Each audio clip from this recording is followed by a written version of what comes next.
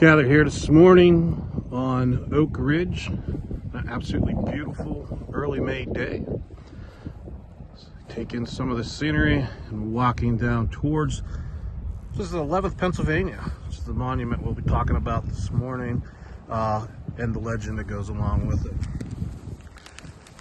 11th Pennsylvania was formed in 1861. It's comprised of companies from 11 counties in Pennsylvania, from Westmoreland County to Dauphin County.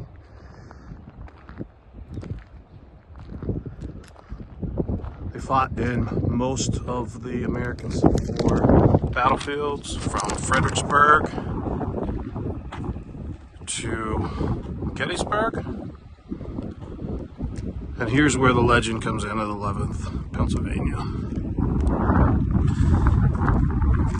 While they were in Camp Curtin in Pennsylvania training in 1861, they were gifted a small 4-week-old American Terrier who came into their camp.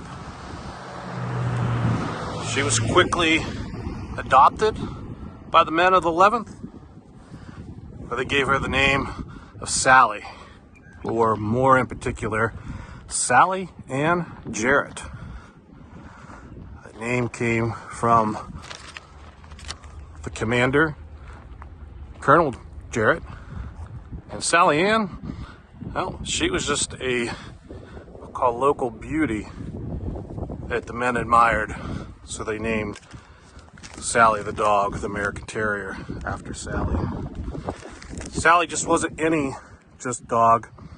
She quickly became adopted by the men and was beloved. She would come into camp. She would attend daily roll call with the men. During the parade, she would actually accompany their regiment, joining the honor guard in the parades. Sally, the distinction of being twice paraded in front of Abraham Lincoln, and the men tell the legend that Lincoln tipped his hat to Sally. Here's the legend. On July 1st, 1863, the men of the 11th Pennsylvania were sent to this position to repulse the Confederate advance. It was coming from this direction. During the fighting, we quickly became outnumbered. The flank to their north, which was the 11th Corps, began to crumble, and order was given on both fronts to retreat back through town. In all the confusion, they were left, many dead and dying in this field right in front of us.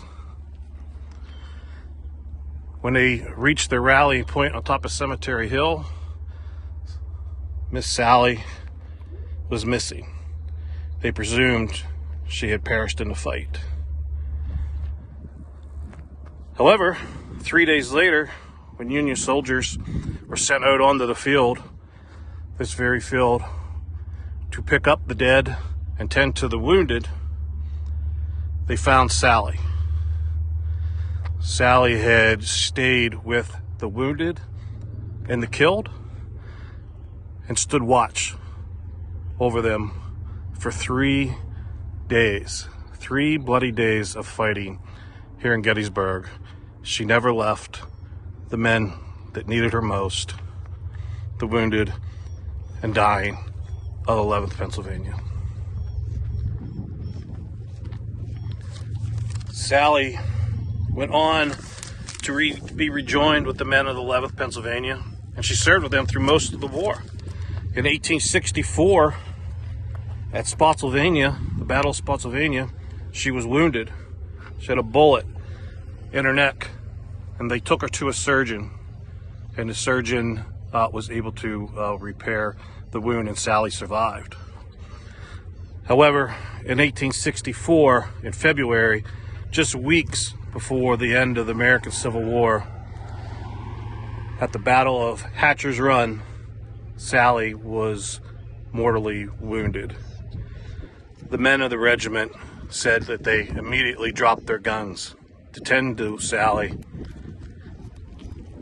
and buried her on the battlefield under fire where she laid.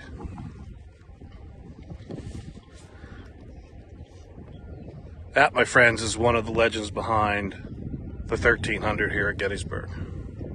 If you just drive by, you'll miss it.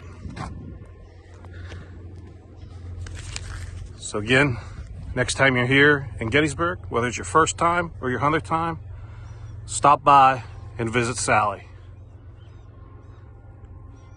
And until next time, that's one of the legends of the 1300. Hope you enjoyed it. Take care, and we'll see you next time.